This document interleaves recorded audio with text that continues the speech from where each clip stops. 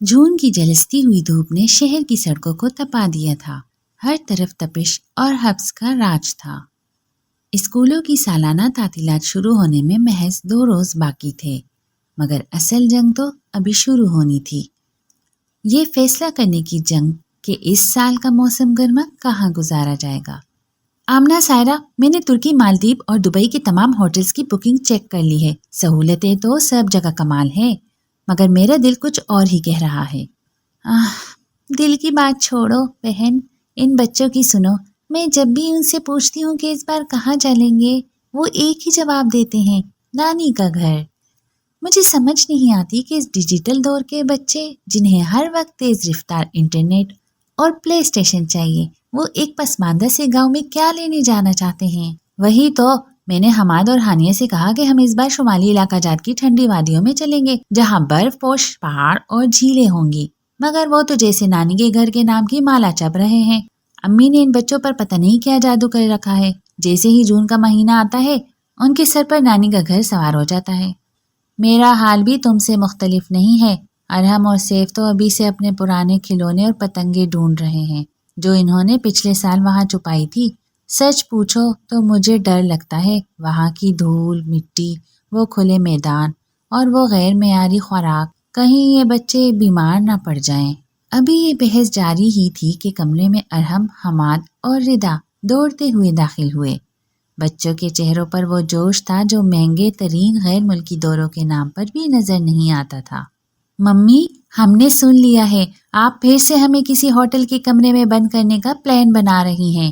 ہمیں نہیں جانا کسی ٹھنڈے ملک، ہمیں تو نانی کے باغ کے وہ میٹھے آم کھانے ہیں جن کی خوشبو مجھے ابھی سے آ رہی ہے۔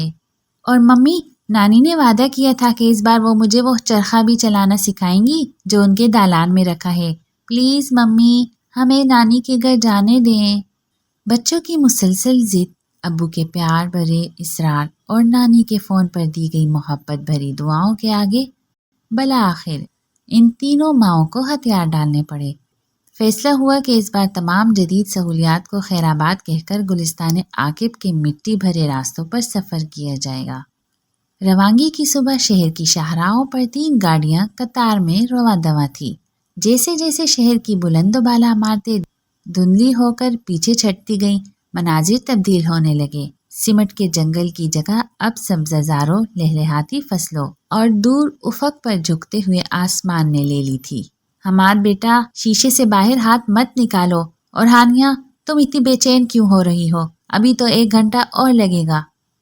ممی، میں دیکھ رہی ہوں کہ وہ پیپل کا بڑا سا درخت کب آئے گا جہاں سے نانی کا گاؤں شروع ہوتا ہے۔ مجھے یاد ہے پچھلی بار وہاں کتنی ٹھنڈی چاؤں تھی۔ بالآخر وہ گھڑی آ پہنچی۔ گاڑیاں گاؤں کی کچی سڑک پر دھول اڑاتی ہوئی ایک بڑے سے لکڑی کے دروازے کے سامنے جا رکی۔ ابھی انجن کی آواز خاموش بھی نہ ہوئی تھی کہ نانی بیگم جہاں سفید ململ کی چادر اوڑھے، آنکھوں پر اینک لگائے ممتا کی خوشبو لیے صحن میں نکل آئیں۔ آ گئے میرے لال، آ گئے میرے جگر کے ٹکڑے۔ میری تو صبح سے جان مسلے پر اٹکی تھی کہ کب میرے بچوں کی گاڑیوں کا ہارن سنائی دے گا۔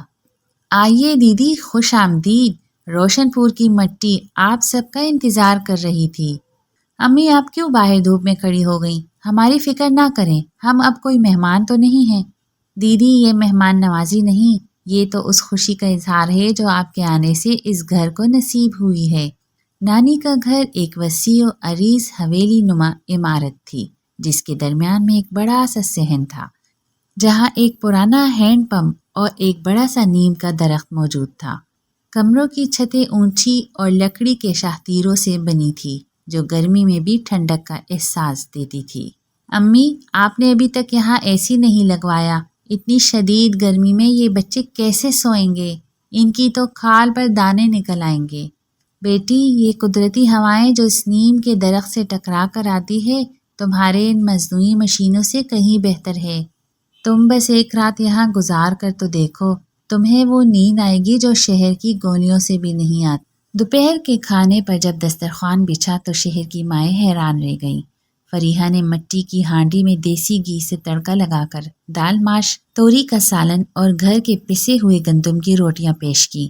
ساتھ میں کٹی ہوئی پیاز، پودینے کی چٹنی اور مٹی کے پیالوں میں ٹھنڈی لسی تھی۔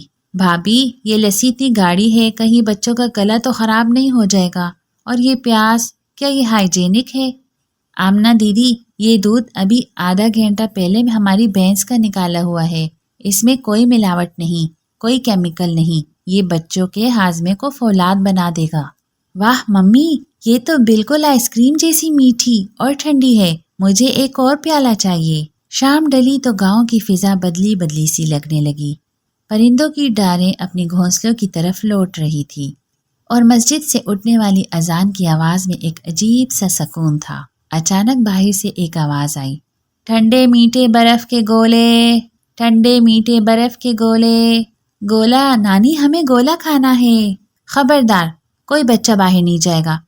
تمہیں پتہ ہے وہ برف کس پانی کی ہوتی ہے؟ وہ رنگ کتنا زہریلا ہوتا ہے۔ سائرہ بیٹی ذرا ٹھہرو، یہ گولا والا کوئی اجنبی نہیں، یہ ہمارے گاؤں کا رحمت چاچا ہے۔ وہ برف صاف پانی سے خود جماتا ہے اور رنگوں کے بجائے پھلوں کے شربت استعمال کرتا ہے۔ انہیں جینے دو اپنا بچپن، ان پابندیوں میں انہیں قید نہ کرو۔ اگلی صبح ماؤں کی آنکھ کھلی، خالی تھا، بچے غائب تھے۔ زاویہ کا دل تھک سے رہ گیا۔ وہ بدحواس ہو کر فریحہ کے پاس پہنچی۔ بھابھی، بچے کہاں گئے؟ کہیں وہ کنویں کی طرف تو نہیں چلے گئے یا کسی جانور نے؟ سکون کرے دیدی، وہ سب اپنے ماموں کے ساتھ باغ گئے ہیں، آج آموں کی پہلی فصل توڑنے کا دن ہے۔ جب یہ تینوں بہنیں دوڑتی ہوئی باغ پہنچی تو وہاں کا منظر دیکھ کر ان کی آنکھیں پھٹی کی پھٹی رہ گئی۔ ارحم اور حماد ایک اونچے درخت کی ٹہنی پر بیٹھے تھے، ان کے کپڑے مٹی سے بھرے ہوئے تھے اور وہ بڑے مزے سے کچی کیریاں توڑ توڑ کر نیچے پھینک رہے تھے، جہاں ردا اور ہانیہ انہیں نمک لگا کر کھا رہی تھی۔ ارحم، نیچے اترو فوراً، تمہیں نہیں پتا تمہاری ہڈیاں کتنی کمزور ہے، اگر گر گئے تو یہاں کوئی ٹراما سینٹر بھی نہیں ہے۔ بی بی، یہ مٹی کی اولاد ہیں، مٹی انہیں کچھ نہیں کہتی، ان کے ہاتھوں کو کھردرے ہونے دو، ان کے پاؤں کو زمین کا لمس محسوس کرنے دو، یہ درخت ان کے دوست ہیں، دشمن نہیں۔ ممی یہ دیکھیں میں کتنا اونچا چڑھ گیا ہوں، یہاں سے پورا گاؤں نظر آ رہا ہے، یہاں موبائل کا نیٹ ورک نہیں ہے مگر دل کا نیٹ ورک بہت مضبوط ہے۔ جیسے جیسے دن گزرتے گئے ان تینوں بہنوں کی غصے کی جگہ حیرت لیتی گئی۔ انہوں نے دیکھا کہ ان کے وہ بچے جو شہر میں ہر وقت بور ہونے کی شکایت کرتے تھے، اب ایک پل کے لیے بھی فارغ نہیں تھے۔ کبھی وہ ٹریکٹر کی سواری کرتے، کبھی ندی کے کنارے مینڈک ڈھونڈتے اور کبھی نانی کے پرانے صندوق سے نکلنے والے قصوں میں کھو جاتے۔ زاویہ، تمہیں یاد ہے ہم بھی بچپن میں ایسے ہی ستاروں کو گنا کرتے تھے؟ شہر کی روشنیوں نے تو ہم سے ہمارا آسمان ہی چھین لیا ہے۔ سچ کہتی ہو بہن، یہاں کی ہوا میں وہ تازگی ہے جو دنیا کے مہنگے ترین پرفیوم میں بھی نہیں۔ دیکھو بچے کتنے آرام سے مچھردانی کے اندر سو رہے ہیں۔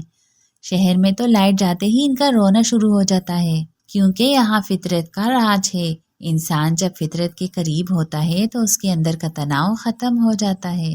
تم لوگ بھی ان چند دنوں میں کتنی بدل گئی ہو، تمہارے چہروں سے تو وہ مصنوعی سنجیدگی ختم ہو گئی ہے۔ وقت کو جیسے پر لگ گئے تھے، 15 دن پلک چپکتے ہی گزر گئے۔ واپسی کا دن قریب آیا تو پورے گھر پر اداسی کے سائے منڈلانے لگے۔ فریحہ اور نانی نے رات بھر جاگ کر بچوں کے لیے تحائف تیار کیے، کسی کے لیے ہاتھ کا بنا ہوا سویٹر، کسی کے لیے آموں کا تازہ اچار اور کسی کے لیے دیسی گھی کے لڈو۔ یہ سکہ نہیں، میری دعا ہے، اسے سنبھال کر رکھنا، اور یاد رکھنا تمہاری نانی کی آنکھیں ہمیشہ اس کچی سڑک پر تمہاری گاڑیوں کا انتظار کریں گی۔ نانی، کیا ہم ہر سال آ سکتے ہیں؟ مجھے وہ سوئٹزرلینڈ نہیں جانا، مجھے تو بس آپ کا یہ صحن چاہیے۔ امی، ہمیں معاف کر دیجیے گا، ہم شہر کی مصنوعی چکا چوند میں اتنے کھو گئے تھے کہ رشتوں کے اصل مٹھاس بھول گئے تھے۔ اب ہم ہر سال ان تعطیلات کا انتظار کریں گے، کیونکہ اصلی سکون تو یہاں گلستان عاقب میں ہی ہے۔ گاڑیاں جب دھول اڑاتی ہوئی گاؤں سے باہر نکلی تو بچے کھڑکیوں سے باہر ہاتھ ہلا رہے تھے۔